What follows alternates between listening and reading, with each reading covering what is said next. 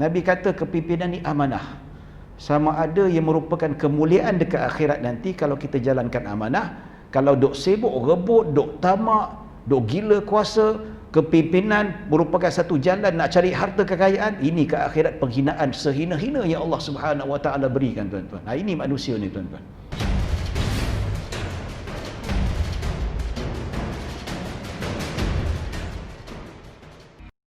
Kita bersyukur pada Allah Subhanahu Wa Taala yang mana kita masih diberi peluang dan kita masih lagi diberi kesempatan untuk kita berjemaah di rumah Allah Subhanahu Wa Taala. Salat fardu berjemaah, kita dibenarkan juga untuk salat Jumaat, dan kita juga dibenarkan untuk mengaktifkan majlis-majlis ilmu dekat tempat kita ni, tuan-tuan. Dan pada penghujung bulan 9 hari itu dapat surat daripada JAIS, berita yang baik, iaitu dibenarkan lagi lebih banyak majlis-majlis ilmu. Sebelum ni dibenarkan hanya kuliah maghrib dan kuliah subuh saja. Sekarang ni dah dibenarkan kuliah duha, dibenarkan seminar, dibenarkan maksudnya program-program yang lebih panjang dan lebih bertempoh lama. Ini berita baik. Tak lama selepas tu kita pun dikejutkan dengan angka penyebaran COVID-19 yang agak mengejut. Ya, kita merisaukan, tuan-tuan, yang mana kita terus jaga SOP, terus taat pada pemerintah, yang mana alhamdulillah kerja keras pihak-pihak masjid mentaati perintah, menjunjung perintah keduli Yang Maha Mulia Tuanku Sultan Selangor. Kita jaga SOP, masuk kita scan, kita ambil suhu, dan begitu juga sanitize tangan kita, tuan-tuan. Alhamdulillah setakat ni tak ada lagi kluster masjid dan surau. Walaupun angka hari ni 300 lebih, agak tinggi juga. Ya, Sabah mencatatkan yang paling tertinggi sekali. Sekarang nombor 2 Selangor, hari ni 24. Sebelum ni nombor 2 Kedah. Kita risaulah nanti kalau tuanku tengok makin teruk Selangor, ranking nombor 2. Jadi dia minta diarahkan supaya masjid dan surau tutup, macam berlaku dekat daerah Kelang ni, tuan-tuan. Kesian rakan-rakan kita ni yang mana dekat daerah Kelang tu, yang mana tak boleh sembahyang lah, main kat rumah, PKPD macam kita awal-awal dulu kan. Ini kita rasa kesian dan sebagainya. Yang mana kalau kita tengok punca dekat Selangor, dekat Kelang ni, tuan-tuan, tak lain tak bukanlah akibat sikap ketamakan manusia.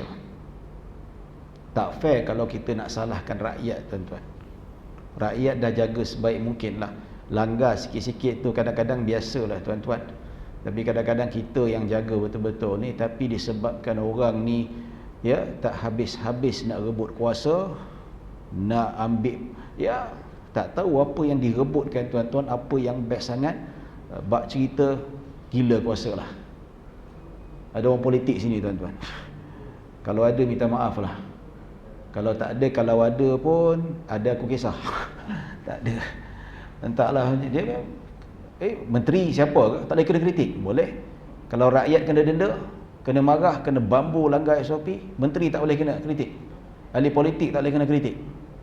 Ini time pandemik lah, melompat macam katak, pindah parti. Yang seorang lagi tu bubar parlimen, bubar DUN dan sebagainya, habis. Bawa balik Semenanjung, teruk. Kes tertinggi, tuan-tuan. Biasa kalau kita tengok lah meninggal, kalau kes tu seminggu seorang, 2 orang meninggal. Bahari tu ni, tuan-tuan, hari 6 orang meninggal dunia. Nampak? Yang dulu dekat seluruh negara, boleh dikatakan pantai timur lah, yang dekat, yang konsisten ni belah-belah Lembah Kelang lah, 2-3 orang ni. Ya, sebelum PRN ni, tuan-tuan. Tapi sebelum PRN ni, negeri mana-mana lah, boleh katakan selain pantai timur ni memang boleh katakan tak ada lah zon hijau dah. Tiba-tiba muncul. Tanyalah punca daripada mana? Daripada Sabah lah, tuan-tuan. Duk sibuk sangat nak buat PRN, sibuk sangat nak buat itu. Ini kita bab kata orang, inilah, tuan-tuan, ya, hidup kat dunia ni biasa kita akan baca a'udzubillahi minasyaitonirrajim. Kita minta perlindungan daripada Allah daripada syaitan direjam. Lepas ni tak cukup kita minta perlindungan daripada Allah supaya kita tidak diganggu syaitan saja. Ya, lepas ni minta doa pada Allah, ya Allah, aku memohon perlindungan daripada Engkau ya Allah daripada syaitan yang direjam dan ahli-ahli politik yang kejam. Tambah sikit ni tuan-tuan. Ini bab kata orang, ialah kita masih lagi jaga adab. Kita masih lagi bab kata orang, saya di dalam masjid, kalau Islam tak jaga adab, tak suruh kita jaga adab, memang saya maki lama dah tuan-tuan. Inilah kekuasaan yang dikejar-kejar. Ini pun seorang lagi 13 hari bulan nak tuntut nak jadi PM. Lepas tu yang sana pula bubar parlimen, habis, tak tahulah. PRU 15 habis, kita tak tahu malapetaka apa datang kat Malaysia ni. Ya, puncanya apa? Punca ketamakan. Duk semua duk kejar, merajuk sikit, lompat parti, tak puas hati, lompat parti, claim majority dan sebagainya. Last yang merana siapa tuan-tuan? Rakyat. Ini yang Nabi SAW kata, khizyun fil akhirah, penghinaan dekat akhirat. Kepimpinan yang dikejar oleh manusia, yang ditamak oleh manusia ni tuan-tuan, dekat akhirat penghinaan yang sangat hina. Kita dok baca tentang Sahih Muslim, keadaan orang dekat neraka macam mana tuan-tuan? Bagaimana? Satu hari 50,000 tahun, tak takut ke? Nabi kata kepimpinan ni amanah. Sama ada yang merupakan kemuliaan dekat akhirat nanti kalau kita jalankan amanah. Kalau duk sibuk rebut, duk tamak, duk gila kuasa, kepimpinan merupakan satu jalan nak cari harta kekayaan, ini ke akhirat penghinaan sehina-hina yang Allah Subhanahu Wa Taala berikan tuan-tuan. Ini manusia ni tuan-tuan. Ya, berlaku penyebaran COVID-19, kita tak tahulah macam mana. Dekat Sabah tu PKPD berentas sepadan, ya, pejabat tak boleh buka. Dekat Kelang tu pejabat tak boleh buka. Penjaja ketil terpaksa tutup kedai ni tuan-tuan. Nak cari makan macam mana? Ahli Dewan Undangan Negeri, ahli parlimen ada masalah ke? Tak ada masalah. PKP, rakyat ada yang kena buang kerja, ada yang gulung tikar. Saya sendiri tuan-tuan, bisnes travel, umrah habis, office tutup, mana mampu nak bayar, duit tak masuk, nak bayar sewa, nak bayar gaji bekerja, habis, tutup. Nak buat macam mana? Tapi syarikat adalah, hopefully bila dah buka balik, kita akan operasi balik lah tuan-tuan. Nampak? Ya, rakyat kena buang kerja, kena gulung tikar.